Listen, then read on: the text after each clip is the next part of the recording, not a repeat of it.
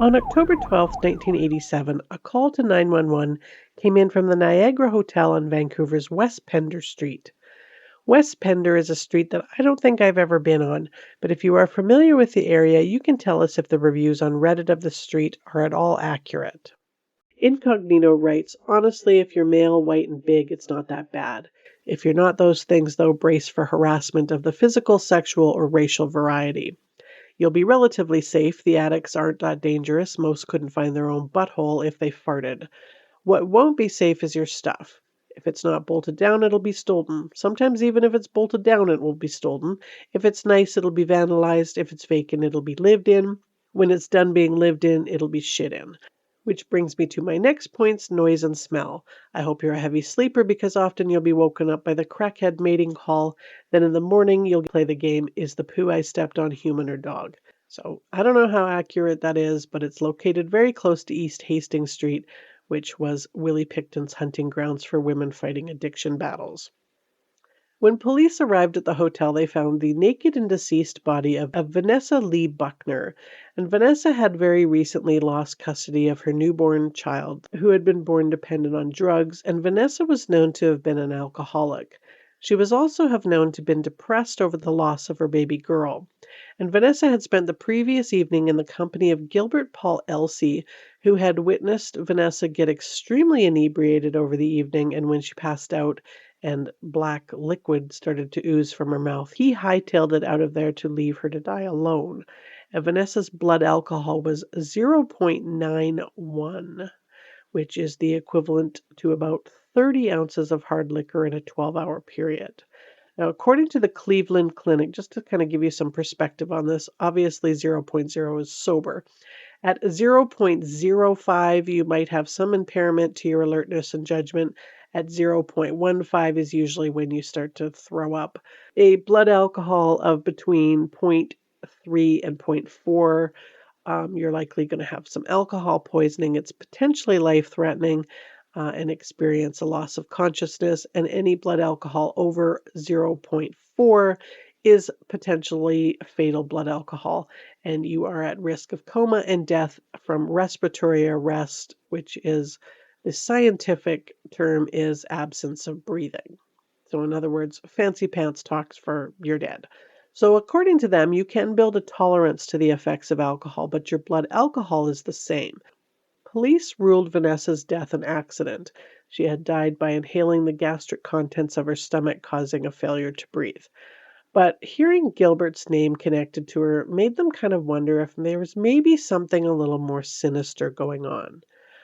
On that night before, around 6:30 p.m., Vanessa and Gilbert checked into the Niagara together under Gilbert's name, and they consumed a very large amount of alcohol together. And Gilbert left the room at 6 a.m. to get even more alcohol, and when he returned, he called 911 around 7:40 a.m. Now, when he called police, he didn't give his name, but had actually already left her by the time that he'd called, and they were able to track him down because they traced the call to the Marble Arch Hotel and Strip Club, and because he had checked them in both under his name, Gilbert Elsey. Gilbert had been born Gilbert Paul Elsey in Vancouver on December 12, 1931. He dropped out of high school and was a raging alcoholic. By 1952, he had racked up a pretty good criminal record for things like theft, assault, car thefts, and heroin possession. And by the 1960s, he was drinking on average 50 ounces of vodka every day, saying, sober people won't go out with me, so I didn't have much option. I didn't want to drink in my room all by myself. So most of Gilbert's companions and friends were also alcoholics and drug users. He also very much liked the company of sex workers. In 1961, Gilbert was caught with a 5-year-old Aboriginal girl in his car. They were far from the First Nations reserve that was her home. He was charged with her abduction, but he was never convicted due to a stay of proceedings.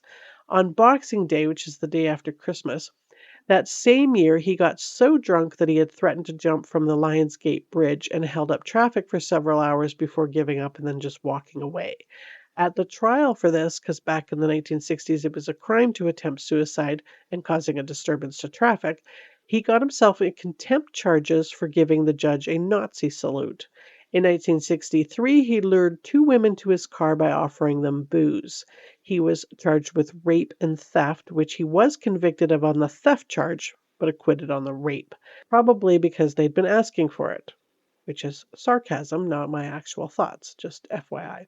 Sometime during his various stints in prison, he learned barbering and opened the Slow Can Barber Shop on Kingsway Avenue, which is in an area not much or at all better than West Pender. He also inherited some money from a dead relative and invested it in the stock market and made himself rather wealthy. But due to his alcoholism and love of sex workers, he continued to prefer the city's seedier East Side. It was no accident that he had his barber shop where it was. It was close to Hastings Street, which had a lot of bars and the kind that he liked to frequent. And according to First Nations drum archives, once Hastings leaves the downtown core and reaches the Woodworths building, the scenery changes drastically as pawn shops and sleazy hotels and abandoned buildings with boarded windows create a seedy backdrop for Vancouver's East Side. Bars are everywhere, but the most notorious are on the block of Hastings between Columbia and Main Street. The Sunrise Hotel was often a haven for junkies, and waiters had to sweep up the needles left on the dance floor after the band finished playing. Across the street is Brandy's, where patrons can watch porno movies while they drink. The Pennsylvania, the Regent, the Balmoral were all bars that catered to hardcore drinkers. He also blended in well. Being a heavy drinker, but also short, balding with thick glasses, made him look pretty harmless to junkies and meth-addicted sex workers. He preferred the company of women that he considered to be on their last legs, so women that were long-time alcoholics that were desperate for free drinks. But what sparked the police's interest in relation to Vanessa's death and the connection to Gilbert was that back in 1965, a switchboard operator named Ivy Rose Oswald had been with Gilbert the night before her nude body was found at another Vancouver hotel with a blood alcohol count of 0.51, which remember is the absence of breathing, aka dead. Death by alcohol poisoning generally involves drinking a very large quantity in a short amount of time, and Ivy's death had been ruled an accident as well. Days after the discovery of Ivy's body, Gilbert changed his last name to Jordan. And after he continued under this new name, he racked up more charges, usually for drinking and driving, and in 1969 was actually charged twice in the same day. In 1971, he was charged with committing an indecent act in public, but that charge was dismissed. In 1973, he was convicted of indecent exposure. And in 1974, he was convicted again of indecent assault and got 2 years for that. The Crown tried to have him declared a dangerous offender, but he had money, which afforded him a very good lawyer, so that was denied. And then in 1875, he abducted a woman from a mental health facility, and he was charged with kidnapping, sexual intercourse with a feeble-minded person, which I hope to God is now called something different, and he got just over 2 years again for that crime. And all of that makes Gilbert look like a very not so good person. But what's so interesting to them was that women all over East End had been dying of alcohol poisoning in various hotel rooms, which was and still is an endemic in Vancouver's East End, but very often were last seen in the company of Gilbert. On November 30th, the body of Mary Johnson was found at the Elmer Hotel. She had a blood alcohol level of 0.34. On September 11th, 1981, Barbara Paul was found at the Gennard Hotel with a blood alcohol count of 0.41. On July 3rd, 1982, there was another woman I wasn't able to track down her name. She was found at 2503 Kingsway, which was coincidentally his barber shop. She had a blood alcohol count of 0.76. Like 0.76. Just try to process that. December 15th, 1984, Patricia Thomas was also found at his barber shop with a blood alcohol count of 0.51. June 28th, 1952, same barber shop, Patricia Andrew was found with a blood alcohol count of 0.79. Again, shockingly high. And on November 19th, 1986, just a year before Vanessa was found, the body of Vera Harry was found at the Clifton Hotel with a blood alcohol count of 0.4.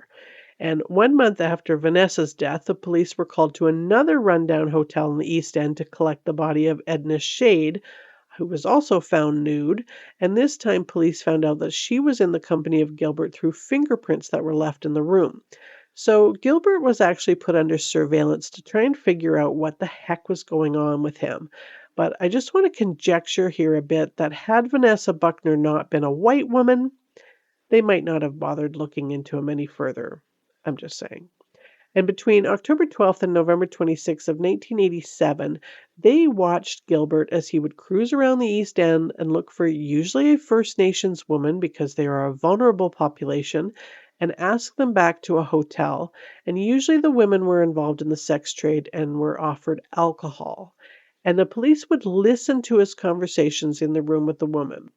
And this is where things get a little bit muddled. In the court documents, well, here, I'll just read it to you. The accused and the women were under police surveillance in the hotels where they went to drink. The women did not die, perhaps because of police surveillance and involvement. The first two women at the end of the drinking sessions had blood alcohol levels of 0.52 and 0.43. The blood alcohol levels in the third and fourth cases are not known. A police officer gave evidence from notes that he had made, and the trial judge summarized that evidence in this way.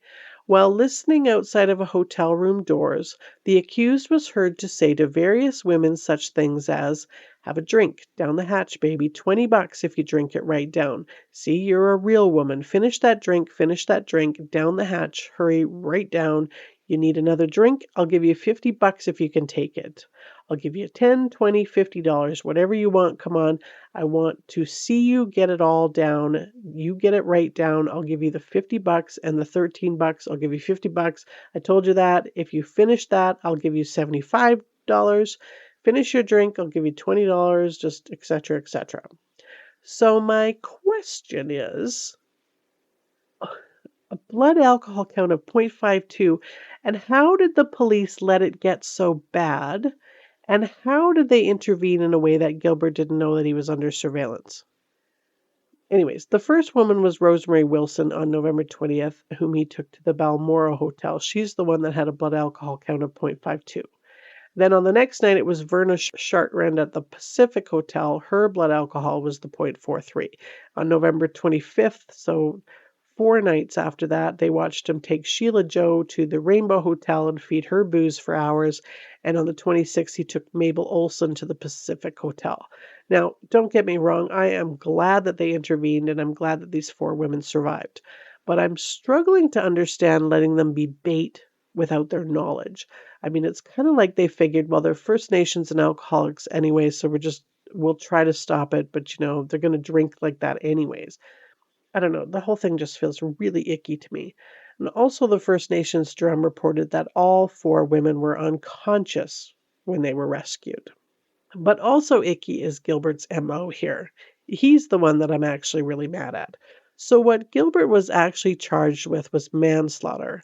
But manslaughter through criminal negligence, which is the legal definition is that criminal negligence is doing something or admitting to do something which is the duty of the accused to do, which shows wanton or reckless disregard for the life or safety of Vanessa. And when the Crown indicts for the crime of manslaughter, it does not have to prove the specific intent to kill. It only needs to prove the general intent.